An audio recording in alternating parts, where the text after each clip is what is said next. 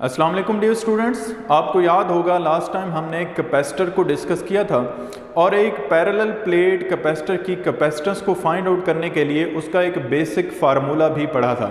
वो basic formula क्या था? C = Q/V। वही बेसिक फार्मूला यूज़ करते हुए आज हम एक पैरेलल प्लेट कैपेसिटर की कैपेसिटेंस को फाइंड आउट करेंगे, लेकिन इस बेसिक फार्मूला में डेफिनेटली कुछ नई बातें आएंगी। हम इस फार्मूले में कुछ एक्सटेंशन करेंगे और फाइनली हम एक पैरेलल प्लेट कैपेसिटर की कैपेसिटेंस को फाइंड आउट करेंगे। लेकिन उससे पहले हम लोग ये डिस्कस करते हैं कि इस क्वेश्चन को सॉल्व करने के लिए हमने कौन कौन सी चीज़ें कंसिडर करनी हैं। तो लेट्स से मेरे पास एक पैरेलल प्लेट कैपेसिटर है। ये दो प्लेट्स होती हैं कैपेसिटर की और दोनों पैरेलल हैं, इसलिए मैं इसको पैरेलल प्लेट कैपेसिटर कह रहा हूँ। ठीक है, अब इस प्लेट पर कंसिडर करते हैं कि लेट्स से इस पर पॉजिटिव चार्ज है और इस प्लेट पर नेगेटिव चार्ज है। तो डेफिनेटली अगर एक प्लेट पर पॉजिटिव चार्ज है और दूसरी प्लेट पर नेगेटिव चार्ज है तो इन दोनों प्लेट्स के दरमियान पोटेंशियल डिफरेंस होगा। इन दोनों प्लेट्स के दरमियान जो पोटेंशियल होगा उसका डिफरेंस होगा। तो अगर आप इस पोटेंशियल डिफरेंस को कैलकुलेट करना चाहते हैं या देखना चाहते हैं तो किस तरह से देखेंगे? आप इस कैपेसिटर के साथ एक वोल्ट मीटर कनेक्ट करेंगे। वोल्ट मीटर क्या होता है? ये एक ऐसी डिवाइस है जो पोटेंशियल डिफरेंस की वैल्यू को या पोटेंशियल को कैलकुलेट करती है।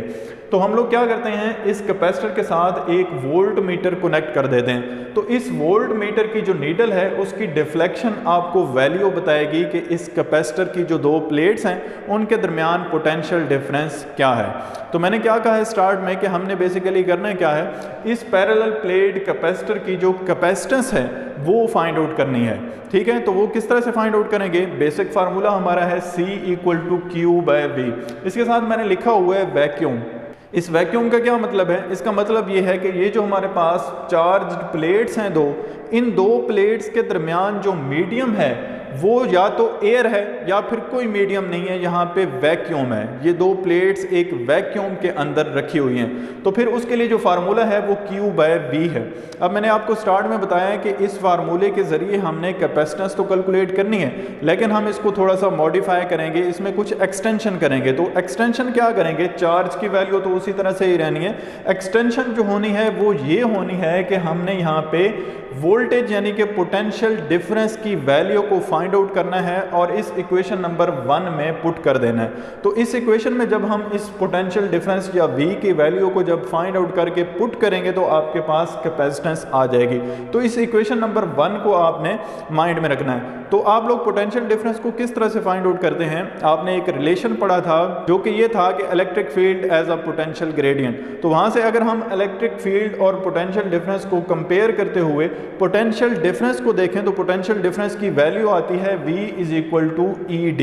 ठीक है, तो इस इक्वेशन को मैं लेट से कह देता हूं कि ये इक्वेशन जो है वो 2 है। आपको याद होगा पिछले टॉपिक्स में मैंने आपको ये बात भी बताई थी कि ये फार्मूला आप तब यूज़ कर सकते हैं जब आपके पास जो इलेक्ट्रिक फील्ड है उसकी वैल्यू कांस्टेंट हो या फिर यूनिफॉर्म हो। ठीक है, तो आपको पता है यहाँ पे अगर मैं ये फार्मूला यूज़ करना चाहता हूँ तो इलेक्ट्रिक फील्ड की जो वैल्यू है वो यूनिफॉर्म होनी चाहिए। तो आपको पता है ये बात आपने पढ़ी थी जब हम इलेक्ट्रिक फील्ड लाइंस के डिफरेंट केसेस को डिस्कस कर रहे थे। तो हमने दो अपोजिट चार्ज प्लेट का केस डिस्कस किया था और हमने ये बात डिस्कस की थी वहाँ पे बहुत डिटेल के साथ कि जो इलेक्ट्रिक फील्ड होती है दो चार्ज्ड प्लेट्स के दरमियान जो कि अपोजिटली चार्ज प्लेट्स होती हैं उनके दरमियान जो इलेक्ट्रिक फील्ड होती है वो यूनिफॉर्म होती है। तो इट मीन्स कि मैं यहाँ पे पोटेंशियल का फार्मूला इस केस के लिए ये वाला जो फार्मूला है मैं अप्लाई कर सकता हूँ। क्यों? क्योंकि यहाँ पे इलेक्ट्रिक फील्ड की वैल्यू यूनिफॉर्म है। ठीक है, अब ये मेरे पास पोटेंशियल की वैल्यू तो आ गई है, लेकिन इससे पहले जो इलेक्ट्रिक फील्ड है क्यों ना मैं उसकी वैल्यू भी फाइंड आउट कर लूँ ताकि ये पोटेंशियल का फार्मूला मजीद मॉडिफाई और सिंप्लीफाई हो जाए। तो इलेक्ट्रिक फील्ड की वैल्यू हम यहाँ पे क्या पुट करेंगे? तो ये टॉपिक भी आप पहले पढ़ चुके हैं, electric field between two opposite charged plates. ठीक है, तो इलेक्ट्रिक फील्ड जो होती है दो अपोजिट चार्ज प्लेट्स के दरमियान वो कितनी होती है? तो वो होती है E = σ/ε0। ठीक है, अगर आपको ये वैल्यू याद नहीं है या आपको ये समझ नहीं आ रही कि ये वैल्यू कहाँ से आ गई है E = σ/ε0, तो आप पहले वो टॉपिक रिवाइज करें जो हमने पढ़ा था electric field intensity between two opposite charge plate. तो उसका जो रिजल्ट है वो है E = σ/ε0। इस रिजल्ट को मैं क्यों यूज़ कर रहा हूँ? क्योंकि ये मेरे पास दो अपोजिट चार्ज प्लेट्स ही तो हैं। ठीक है। तो इनके दरमियान जो इलेक्ट्रिक फील्ड होगी उसकी वैल्यू जो होगी वो होगी सिग्मा ओवर एप्सिलॉन नॉट। तो उसकी वैल्यू को मैं यहाँ पे पुट कर सकता हूँ। तो इस इक्वेशन नंबर 3 को जब मैं इक्वेशन नंबर 2 में पुट करूँगा तो पोटेंशियल की वैल्यू मेरे पास कुछ मॉडिफाई हो जाएगी। तो इक्वेशन नंबर 3 को जब इक्वेशन नंबर 2 में पुट करते हैं तो V इज इक्वल टू आएगा sigma D over epsilon not. ये कैसे आता है, आपके पास इक्वेशन नंबर 2 है V is equal to ED, आप E की जगह वैल्यू पुट करेंगे सिग्मा बाय एप्सिलॉन नॉट, तो इसकी जगह सिग्मा बाय एप्सिलॉन नॉट और D ऑलरेडी है, तो आपके पास पोटेंशियल डिफरेंस की वैल्यू आ जाएगी sigma D over epsilon naught. Let's say मेरे पास इक्वेशन नंबर 4 है। अब इस पोटेंशियल की वैल्यू को मैं उस बेसिक इक्वेशन नंबर 1 में पुट कर सकता हूँ, लेकिन यहाँ पे सिग्मा यानी कि सरफेस चार्ज डेंसिटी इन्वॉल्व हो रही है। तो क्यों ना मैं सरफेस चार्ज डेंसिटी की वैल्यू भी यहाँ पे पुट कर दूं, क्योंकि मुझे पता है कि सरफेस चार्ज डेंसिटी जो होती है वो होती है चार्ज पर यूनिट एरिया, ठीक है। सिग्मा इज इक्वल टू होता है Q बाय A। तो मैं इसकी वैल्यू भी इस इक्वेशन नंबर 4 में पुट कर देता हूं। तो मेरे पास जितने भी अननोन फैक्टर्स हैं तो वो सारे नोन फैक्टर्स में कन्वर्ट हो जाएंगे। तो मेरे पास जो पोटेंशियल डिफरेंस है उसकी वैल्यू बिल्कुल सिंप्लीफाइड वैल्यू आ जाएगी, जिसको मैं फिर इक्वेशन नंबर 1 में पुट कर सकता हूं। तो मैं क्या करूंगा, इस सिग्मा की वैल्यू भी इस इक्वेशन नंबर 4 में पुट कर देता हूं। तो जहां पे मैं क्या करूंगा, Q बाय A की वैल्यू पुट कर दूंगा। तो मेरे पास इक्वेशन नंबर 4 मॉडिफाई होने के बाद कुछ इस तरह से आ जाएगी QD ओवर एप्सिलॉन नॉट, ठीक है, QD over A epsilon not. अब ये हमारे पास जो पोटेंशियल डिफरेंस की वैल्यू आती है ये एक सिंप्लीफाइड वैल्यू है और फाइनल वैल्यू है पोटेंशियल डिफरेंस की। आप इस पोटेंशियल डिफरेंस की वैल्यू को क्या करें, इक्वेशन नंबर 1 में पुट कर दें तो आपके पास कैपेसिटेंस आ जाएगी एक पैरेलल प्लेट कैपेसिटर की। तो मैं क्या करूंगा, इस पोटेंशियल यानी कि V की वैल्यू को जो कि है QD over A epsilon not, इसको इक्वेशन नंबर 1 में पुट कर रहा हूं। इक्वेशन नंबर 1 मेरे पास क्या थी, इक्वेशन नंबर 1 थी C for vacuum which is equal to Q over V। तो मैंने क्या करना है, Q पहले से है, V जो डिवाइड हो रहा है उसकी जगह लिखना है QD by A epsilon naught. तो ये लिख दिया है C vacuum is equal to Q over QD over epsilon naught. तो यहाँ से आप देख सकते हैं कि ये जो A एप्सिलॉन नॉट है ये ऊपर जाके इस Q के साथ मल्टीप्लाई हो जाएगा। तो QA epsilon naught by QD आपके पास आ जाएगा, Q के साथ Q यहाँ पे कैंसिल हो रहे हैं। तो आपके पास कैपेसिटेंस आ जाएगी पैरेलल प्लेट कैपेसिटर की और वो आएगी वैक्यूम के लिए। तो वो क्या आएगी, वो सिंपली आएगी A epsilon naught by D। Let's say मैं इस इक्वेशन को इक्वेशन नंबर 5 कह देता हूँ। अब यही आपके पास इक्वेशन है एक पैरेलल प्लेट कैपेसिटर की कैपेसिटेंस को फाइंड आउट करने के लिए। पहले तो हम लोग ये देखते हैं कि ये जो कैपेसिटेंस है ये कौन से फैक्टर्स पर डिपेंड करती है। तो इस फार्मूले से ही नज़र आ रहा है कि ये एरिया पर डिपेंड करती है, इसके अलावा सेपरेशन बिटवीन द प्लेट्स पर डिपेंड करती है और एप्सिलॉन नॉट क्योंकि permittivity of the free space होता है तो इट मीन्स कि ये मीडियम पर डिपेंड करती है कि कैपेसिटर की जो दो प्लेट्स हैं उनके दरमियान मीडियम कौन सा एग्जिस्ट कर रहा है। तो यहाँ से इस इक्वेशन नंबर 5 से आपको पता चल रहा है कि ये जो कैपेसिटेंस है वो एरिया के डायरेक्टली प्रोपोर्शनल है, ठीक है। मतलब ये कि एरिया आप इंक्रीज करेंगे तो जो कैपेसिटेंस है वो भी इंक्रीज हो जाएगी। इसके बाद अगर हम सेपरेशन को डिस्कस करें तो कैपेसिटेंस और सेपरेशन बिटवीन द प्लेट्स एक दूसरे के साथ इनवर्स रिलेशन रखती हैं। मतलब ये कि अगर आप दो प्लेट्स के दरमियान सेपरेशन को इंक्रीज कर देंगे तो जो कैपेसिटेंस की वैल्यू है वो डिक्रीज हो जाएगी।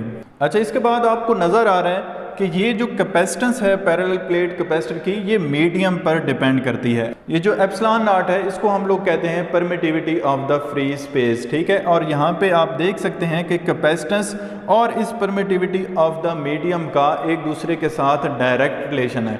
मीन अगर आप इन दो चार्ज प्लेट्स के दरमियान कोई मीडियम इंसर्ट करते हैं तो जो कैपेसिटेंस होगी पैरेलल प्लेट कैपेसिटर की वो इंक्रीज हो जाएगी। लेकिन कितनी इंक्रीज होगी, वो होगी जितनी उस मीडियम की रिलेटिव परमिटिविटी होती है, ठीक है। रिलेटिव परमिटिविटी को भी आप स्टार्ट में पढ़ चुके हैं जिसको हम लोग एप्सिलॉन आर कहते थे। तो इस ये जो कैपेसिटेंस है पैरेलल प्लेट कैपेसिटर की ये कितनी इंक्रीज होगी, ये एप्सिलॉन आर टाइम्स इंक्रीज हो जाएगी, ठीक है। उस मीडियम की जितनी रिलेटिव परमिटिविटी होगी उसकी वैल्यू को हम लोग यहाँ पे इसके साथ मल्टीप्लाई कर देंगे, ठीक है। तो मल्टीप्लाई करेंगे तो इट मीन्स कि यहाँ पे टर्म एक मल्टीप्लाई हो रही है तो इसकी कैपेसिटेंस को फिर वो इंक्रीज कर देगी। तो ये हमारे पास जो इक्वेशन नंबर 5 है, तो इसके साथ जब हम एप्सिलॉन आर को मल्टीप्लाई करेंगे तो इक्वेशन नंबर 5 क्या बन जाएगी, वो बन जाएगी A epsilon naught into epsilon R dividing by D. लेकिन अब ये जो कैपेसिटेंस है, ये कैपेसिटेंस है मीडियम के लिए, अब ये वैक्यूम के लिए नहीं रही।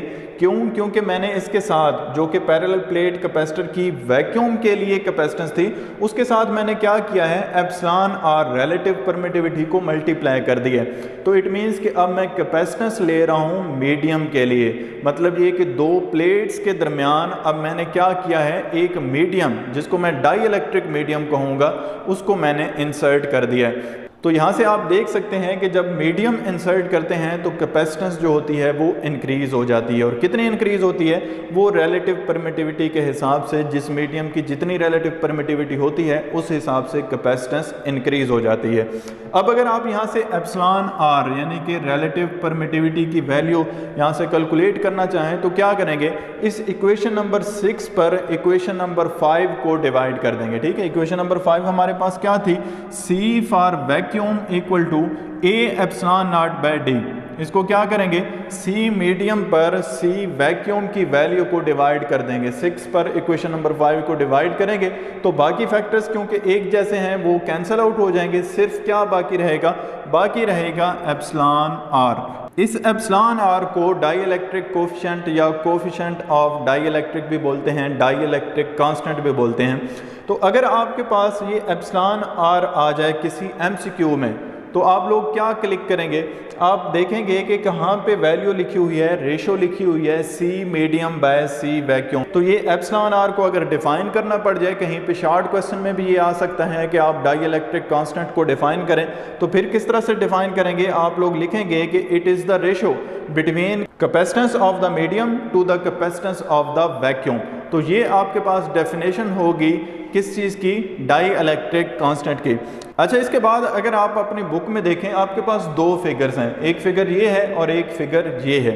ये फिगर क्या बता रही है, एक छोटा सा एक्सपेरिमेंट परफॉर्म किया गया है। वो एक्सपेरिमेंट क्या है, ये एक्सपेरिमेंट ये बता रहा है कि अगर आपके पास दो चार्ज प्लेट हैं जो कि अपोजिटली चार्ज प्लेट्स हैं, अगर आप इस पोटेंशियल डिफरेंस की वैल्यू देखते हैं वोल्ट मीटर पर तो वो वैल्यू मैक्सिमम है। अब इन दो प्लेट्स के दरमियान कोई मीडियम नहीं है, एयर है, लेकिन जब आप इन दो प्लेट्स के दरमियान कोई मीडियम इंसर्ट कर देते हैं, ठीक है, ये मीडियम बना हुआ है, जब आप इन दो प्लेट्स के दरमियान मीडियम रखते हैं तो वोल्ट मीटर के ऊपर नीडल की डिफ्लेक्शन देखते हैं, तो आप देखते हैं कि वोल्ट मीटर की नीडल की जो डिफ्लेक्शन है अब वो कम हो गई है। तो इट मींस कि पोटेंशियल डिफरेंस की वैल्यू कम हो गई है। तो यहां से हम लोग एक्सपेरिमेंटली देखते हैं कि जब दो चार्ज प्लेट्स के दरमियान हम कोई मीडियम इंसर्ट करते हैं तो इन दो प्लेट्स के दरमियान जो पोटेंशियल डिफरेंस होता है उसकी वैल्यू कम हो जाती है, डिक्रीज हो जाती है। ये क्यों डिक्रीज होती है, आप इसको इस फार्मूले से भी देख सकते हैं। अगर चार्ज की वैल्यू कांस्टेंट रहे तो ये जो पोटेंशियल डिफरेंस है, पोटेंशियल डिफरेंस और कैपेसिटेंस एक दूसरे के साथ इनवर्स रिलेशन रखते हैं। तो इट मींस कि अगर कैपेसिटेंस इंक्रीज होती है तो जो पोटेंशियल डिफरेंस की वैल्यू है वो डिक्रीज हो जाएगी, क्योंकि ये एक दूसरे के साथ इनवर्स रिलेशन में है। अब हमें पता है कि जब हम दो प्लेट्स के दरमियान डाई इलेक्ट्रिक मीडियम रखते हैं तो कैपेसिटेंस हमेशा इंक्रीज होती है। तो अगर कैपेसिटेंस इंक्रीज हो रही है तो फिर यहाँ पे जो पोटेंशियल डिफरेंस होगा उसकी वैल्यू कम हो जाएगी। इसको हमने मैथमेटिकली यहाँ से फार्मूले से भी देख लिया और हमने इसको एक्सपेरिमेंटली भी देख लिया है कि जब हम दो प्लेट्स के दरमियान कोई मीडियम इंसर्ट करते हैं तो पोटेंशियल डिफरेंस की वैल्यू डिक्रीज हो जाती है। तो स्टूडेंट्स, ये था हमारा आज का लेक्चर जिसमें हमने पैरेलल प्लेट कैपेसिटर की कैपेसिटेंस को बहुत डिटेल के साथ डिस्कस किया। आई होप आपको सारी बातों की बहुत अच्छी तरह से समझ आ गई होगी। अब आपसे मुलाकात होगी इंशाल्लाह नेक्स्ट लेक्चर में, तब तक के लिए अल्लाह हाफिज़।